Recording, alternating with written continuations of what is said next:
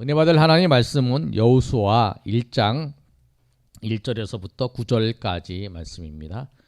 여호수아 1장 1절에서부터 9절까지 말씀, 구약성경 320면에 있습니다. 우리 한 절씩 우리 교독하겠습니다. 여호와의 종 모세가 죽은 후에 여호와께서 모세의 수종자 눈의 아들 여호수아에게 말씀하여 이르시되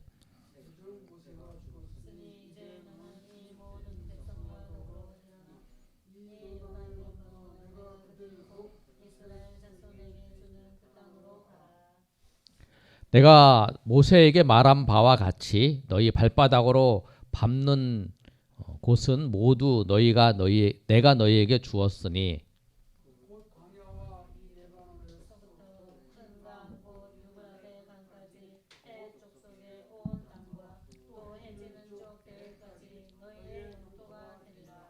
내 평생에 너를 능히 대적할 자가 없으리니 내가 모세와 함께 있었던 것 같이 너와 함께 있을 것임이니라. 내가 너를 떠나지 아니하며 버리지 아니하리니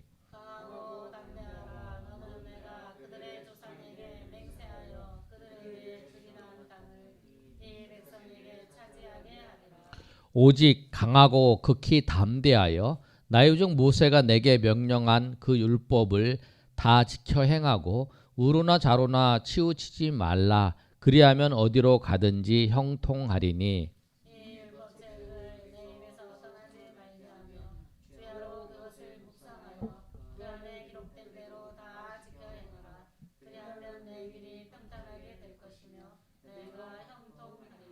구절 다 같이 읽습니다. 내가 내게 명령한 것이 아니냐. 강하고 담대하라. 두려워하지 말며 놀라지 말라. 내가 어디로 가든지 내 하나님 여호와가 너와 함께. 아멘. 여호수아 1장 1절에서 9절까지 말씀인데 1장 8절 말씀이 우리가 암송하는 암송 구절입니다. 우리가 12개의 암송 구절, 새로운 삶, 말씀, 중심, 우리의 삶의 중심이 하나님의 말씀이 중심이 되죠. 그다음에 기도, 이제 수레바퀴의 축이 내가 그리스도 안에서 죽고 이제 예수님께서 나와 함께 사시는 삶이다. 그리고 내가 새로운 피조물이다. 고린도후서 5장 17절 말씀과 갈라디아 2장 20절 말씀이 그 중심이에요. 이 수레바퀴의 축. 그리고 그 이제 축 밑에 보면 이제 중심 밑에 이제 이 축 있죠. 한 축, 두 축 보면 거기에 보면 말씀이에요. 예, 우리가 디모데후서 3장 16절의 말씀, 그 다음에 우리가 이 여호수아 1장 8절의 말씀 우리가 암송하고 있어요. 우리가 아침에 암송한 것처럼 이 율법책을 내 입에서 떠나지 말게 하며 주야로 그것을 묵상하여 그 안에 기록된 대로 다 지켜 행하라. 그리하면 내 길이 평탄하게 될 것이며 내가 형통하리라. 이렇게 말씀하고 있어요. 우리가 잘 아는 것처럼 이 시대적 배경은 여호수아가 이제 이스라엘의 지도자가 됐어요. 1절의 말씀에 보면 모세가 죽은 후에 여호수아가 이제 그 이스라엘의 지도자가 되어서 이스라엘 백성들을 가나안 땅으로 인도해야 될 그런 사명을 받은 거예요. 그 막중한 사명을 받고 있는 그 여호수아에게 나타나셔서 하나님께서 말씀하시는 내용이에요. 근데 오늘 말씀의 제목을 우리가 뭐라고 봤냐면 한번 읽어볼까요? 시작. 내가 형통하리라.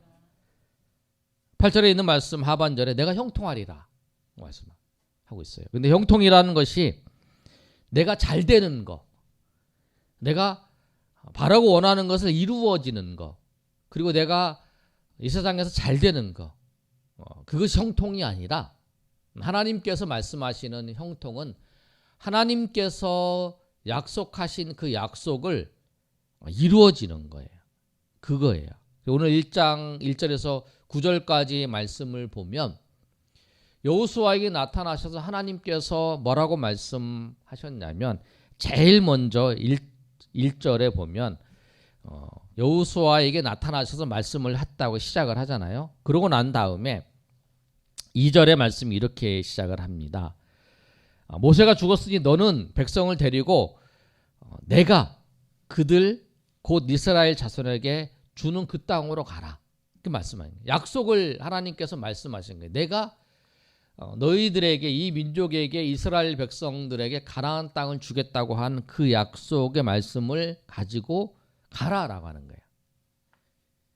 그러니까 제일 먼저 모세가 죽은 후에 하나님께서 여호수아에게 나타나셔 하신 말씀이 뭐냐면, 하나님께서 약속하신 그 약속이 어떤 것인가를 말씀하는 거예요. 그리고 그 가나안 땅에 대해서 정확히 이제 말씀하지요. 3절과 4절에 내가 모세에게 말한 바와 같이 너희 발바닥으로 밟는 곳은 모두 내가 너희에게 주었다. 그리고 그 경계를 얘기해요. 광야와 이 레바논에서부터 큰 강 유브라데 강까지, 해쪽 속의 온 땅과 또 해지는 쪽 대해까지 너희 영토가 된다. 동서남북을 얘기하는 거예요. 남쪽에 신광야 아라비아 광야까지, 또 북쪽에는 레바논까지, 또 동쪽에는 유브라데까지, 여기 그 다음에 서쪽에는 대야까지, 그 약속한 땅, 그 땅에 하나님께서 네가 여호수아가 그 땅에 들어가라. 하나님이 명령하신 대로 그 땅이 너희 땅이 될 것이다. 약속을 하나님께서 이제 하신 거예요. 그 하신 거를 다시 한번 이제 생각나게 하신 거예요. 그런데 이제 그 약속을 이제 붙잡고 나가는 거죠. 우리에게도 하나님께서 여러분에게 각자 심령의 마음에 성령께서 인도하신 하나님의 은혜를 주셨어요. 그리고 그것을 이루시는, 하나님께서 여러분에게 선한 일을 시작하셔서 내가 뭐 교회를 섬겨야겠다, 아니면 내가 이 지역에 가서 내가 이 섬기는 이곳에 하나님의 뜻을 이루겠다, 그런 마음을 하나님 주셨겠죠. 왜냐하면 여러분, 우리가 뭐 하나님의 뜻을 이루기 위해서 그 마음을 품지를 않아요. 우리는 다 자기의 욕심을 따라서 본능적으로 이렇게 욕심을 따라서, 아니면 자기의 생각 따라서 살아가는 사람이에요. 그러나 우리에게 성령께서 그런 마음을 주시는 거예요. 어제 이제 그런 남성 모임에서 이제 그런 얘기를 하더라고요. 교회에 안 나가면, 예배를 안 들으면 좀 찝찝한 마음이 드는 거예요. 찝찝하다고 표현하는 거. 아무튼 그런 마음을 주셔서 이제 항상 교회에 나와서 예배를 드린다. 뭐 그런 마음을, 성령께서 그런 마음을 주신 거죠. 뭐 교회 출석하나 하는 그런 마음, 아무 그런 마음 갖는 게 아니라, 그 예배에 안 나오면, 교회 안 나오니까 마음이 불편하는 거. 뭐 나온다고 해서 뭐 큰 변화가 있는 건 아니지만, 그 나왔을 때 안 나오면 불편한 거, 그런 마음을 주셨다는 거예요. 그래서 항상 나와서 피곤하게 이제 밤에 근무를 하고 난 다음에도 나와서 예배를 드린다, 예배 시간을 지킨다, 그런 말씀을. 성령께서 그 마음을 주신 거죠. 우리는 다 몸도 피곤하면 다 쉬고 싶고 막 그런 마음도 들지만, 그 마음을 주셔서 그 마음을 통해서 성령께서 예배의 자리에 인도하시고, 또 예배를 통해서 이제 은혜를, 제가 그래서 건면하면서 은혜를 한 번에 받는 게 아니고, 뭐 와서 예배를 드린다고 해서 변하는 것도 없게 느껴지지만, 그것들이 이렇게 쌓여간다는 거죠. 쌓이다 보면 이제 언젠간 그 은혜가 이제 탁 터질 때가 있잖아요. 그 알을 깨고 나올 때에 본인이 깨려는 의욕도 있지만, 바깥에서 어미 그 닭이 톡톡톡 쳐주잖아요. 자기가 깨고 나오면 안 되잖아요. 그러니까 하면서 서로 해서 자기가 깨고 나오잖아요. 반응만 보여주면서. 그런 과정이잖아요.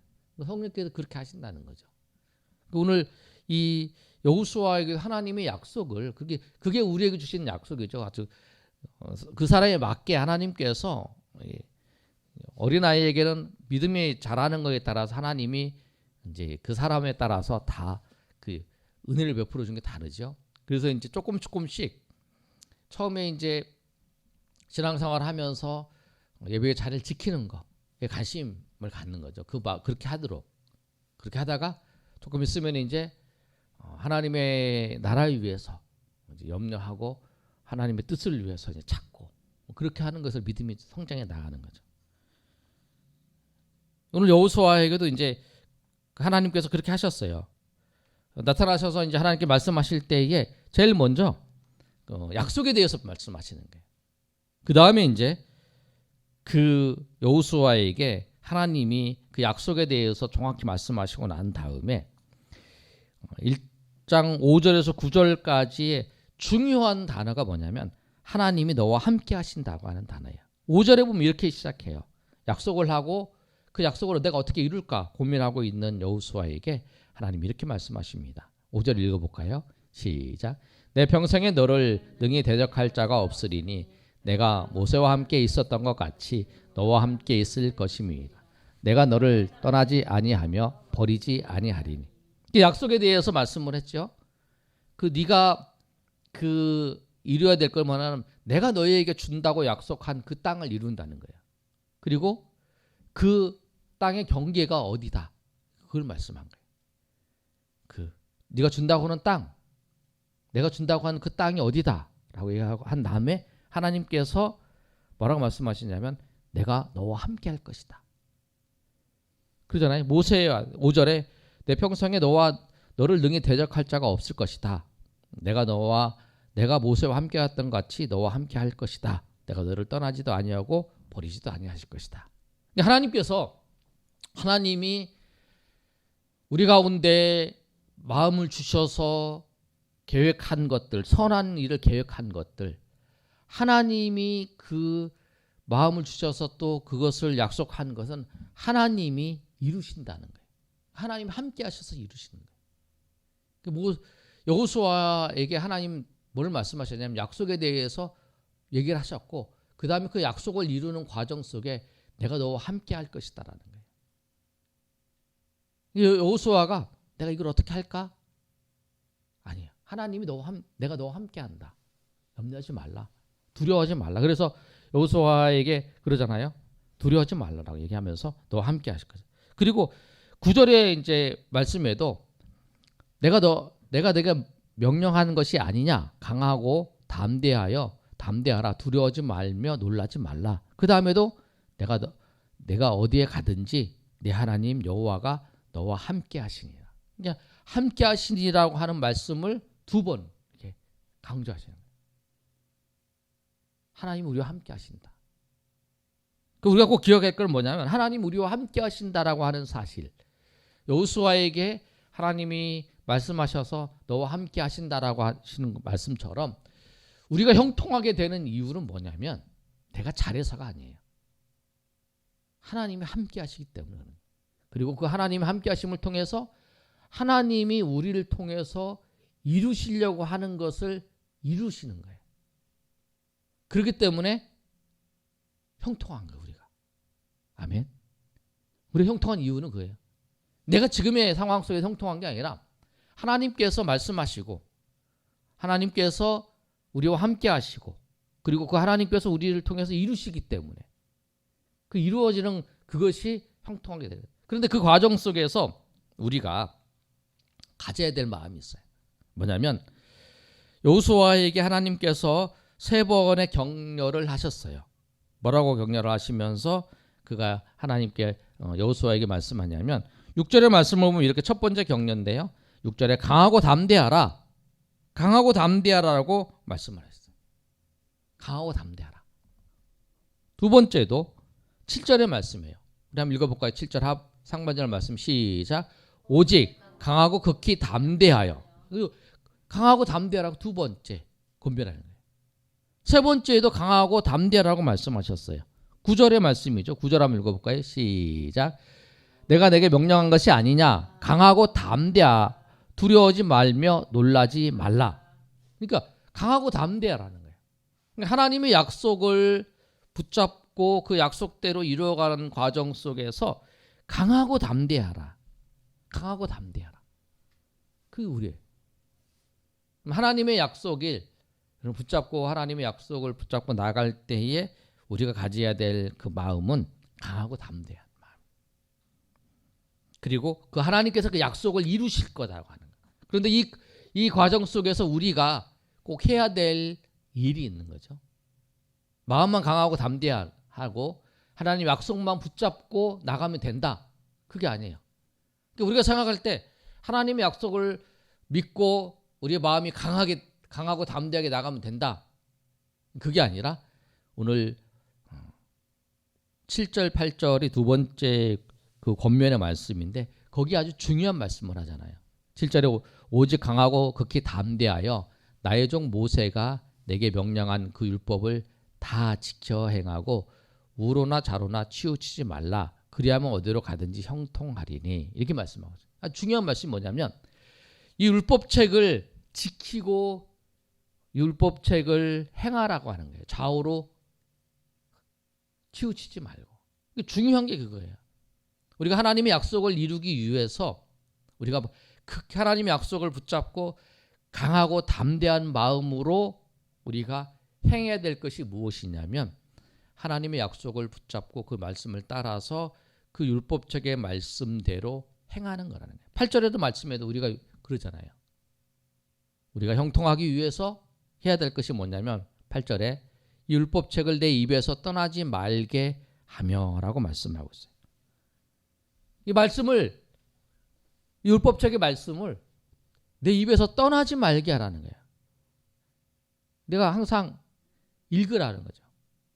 항상 읽고 그 다음에 내가 대화를 할 때 하나님의 말씀에 따라서 말씀에 대해서 이야기를 하는 거죠.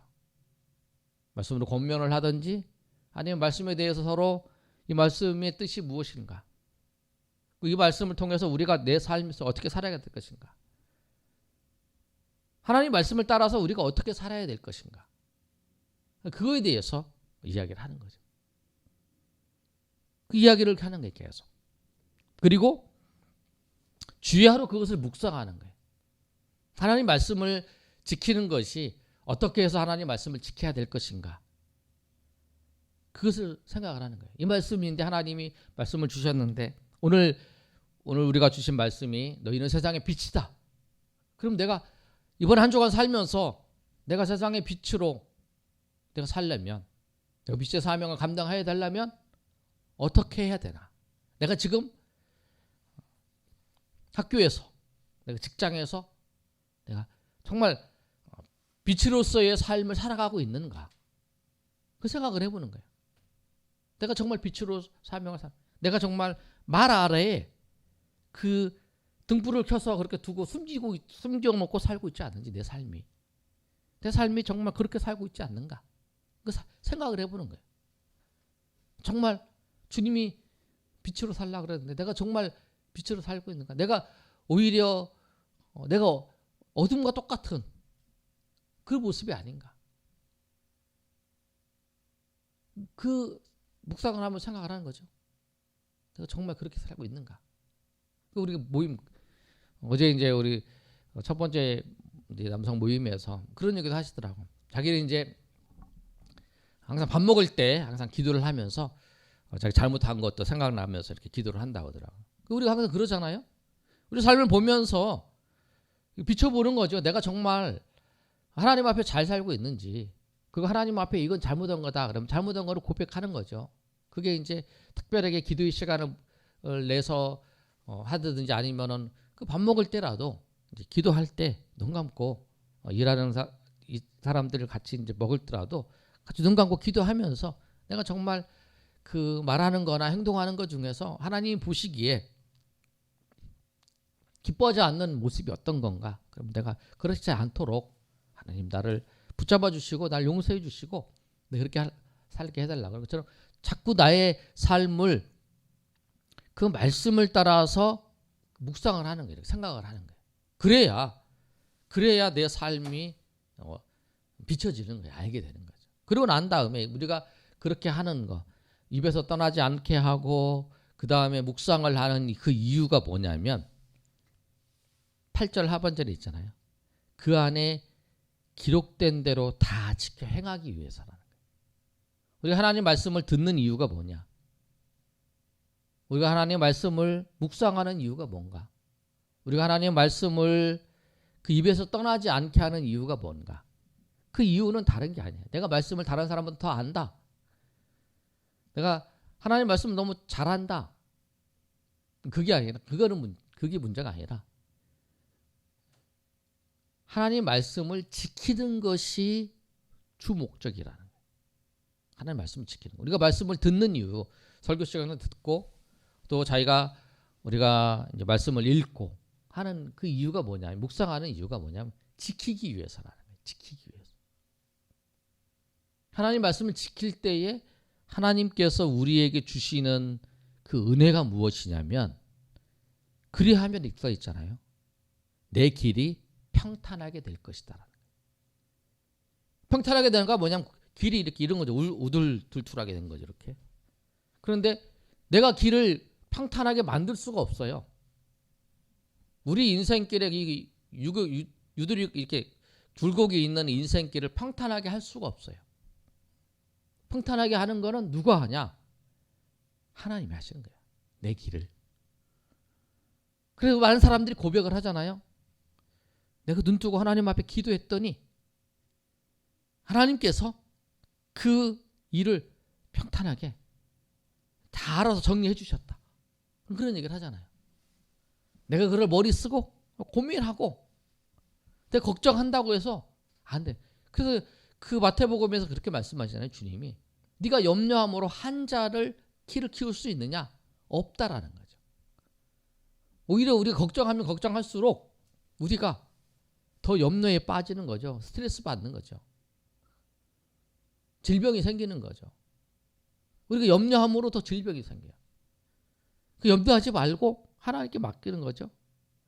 그 하나님께 맡기고 또 하나님께서 우리의 삶의 약속대로 너희가 그 말씀대로 지키면 하나님께서 네 길을 평탄하게 될 것이다. 그리고 네가 형통할 것이다. 그 형통하는 우리가 정말 여러분 형통하기를 원하십니까? 여러분 정말 형통하기를 원하신다면 하나님 말씀을 여러분 입에서 떠나지 말게 하고 그 말씀을 주야로 묵상하면서 그 말씀을 지키시길 바랍니다. 그러면 형통하는 것은 주님이 형통케 하시는 거예요. 주님이 여러분의 삶의 주님의 뜻을 여러분의 삶에 나타나는 것이 형통이잖아요. 그리고 주님이 뜻이 여러분의 삶에 이루어져 가는 것이 평탄한 거잖아요. 여러분이 딱 무엇을 이루시려고 원하시는 거예요? 주님의 뜻을 이루어가는 거, 여러분의 삶을 통해 주님의 약속을 이루어가는 거, 그렇잖아요. 그래서 우리가 이 말씀을 통해서 다시 한번 우리의 삶을 다시 한번 정비하고 또 한번 살펴보고 그런 시간이 됐으면 좋겠어요. 올해에 우리가 이제 8주년이잖아요. 올해 이제 8년 그랬는데 올해 이제 2023년을 처음 개척할 때의 그 마음으로 그래서 주보에도 제가 써놨어요. 개1 이렇게 써놨는데 그게 뭐냐면 개척 1주년 다시 개척하는 마음으로 그런 마음으로 섬길 마음 자세로 섬겨야 되겠다. 그런 열정을 가지고 정말 섬겨야 되겠다. 그런 마음을 가졌어요. 여러분도 정말 우리 교회를 또 여러분의 인생을 정말 올 2023년도에 다시 한번 이렇게 잘 정비해 보시길 바랍니다. 정비하는 것이 뭐냐면 주의 말씀을 따라서 비춰보는 거예요. 주의 말씀을 따라서 내가 잘 살고 있는지. 내가 내 환경이 이래. 내 환경이 지금 어려워. 그게 아니라 말씀을 따라서 내가 지금 살아가고 있는지. 그런 얘기 하잖아요. 환경도 상황도 다 가짜라는 거예요. 말씀만 진짜라는 거예요. 우리가 속지 말아야 될 건 환경에 속으면 안 돼요. 다른 사람들이 다 그렇게 한다는 것에 속으면 안 돼요. 모든 사람이 다 그렇게 해도 말씀을 이렇게 얘기하고 있다면 그 말씀을 따라가는 게 그게 가장 좋은 길이고 가장 형통한 길이에요. 당신은 그 길로 가면 망해.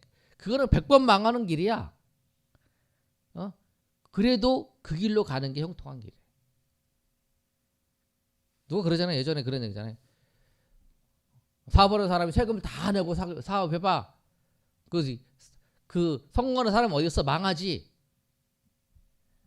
세금 다 내고 사업하다 망해도 그게 성공하는 게 하나님의 영광을 나타내는 게. 속여서 잘 살고 부자가 되는 것보다 정직하게 하나님 말씀대로 살다가 실패하는 거, 그거 이 세상에서 실패지만 하나님께서는 하나님 말씀대로 산 사람에게 하나님의 상급을 주시는 거예요. 그게 성공이에요. 그게 말씀으로 살다가 손해보는 거, 그거 의를 위해서 핍박을 받는 거고요. 그거를 주의 나라를 위해서 하나님의 뜻을 위해 살다가 실패하고 고난 당하는 게 그게 성공하는 길이야. 그럼 그게 성공하는, 그게 참된 길을 걸어가는 거예요. 그래서 오늘 말씀에도 그거예요. 율법적이 기록된 대로 다 지켜 행하라. 그래야면 내 길이 평탄하고 또 내가 형통하리라. 7절에도 그러잖아요. 그 율법책을 다 지켜 행하고 우로나 좌로나 치우치지 말라. 그리하면 어디로 가든지 형통하리라 라고 말씀하는 거예요. 여러분 정말 하나님이 주시는 형통, 하나님이 주시는 형통이 어떤 사람에게는 그 말씀을 이루는 걸 통해서 주실 때 그건 천국에서 그 형통하는 것을 누릴 수 있는 사람도 있고 어떤 사람은 이 세상을 누리는 것도 있을 수 있어요. 그러나 우리가 그 말씀을 그대로 다 지켰을 때에 하나님이 어떠한 형통을 나에게 주시는지 여러분 한번 바라보면서 그 길을 걸어가면서 주님께서 그 과정 속에 우리와 함께 하시는 하나님의 은혜를, 하나님의 인도하심을 경험하며 나아가시는 저 여러분 되시기를, 주님의 은혜 가운데 충만히 누리시는 저 여러분 되시기를 예수님의 이름으로 축복합니다. 아멘.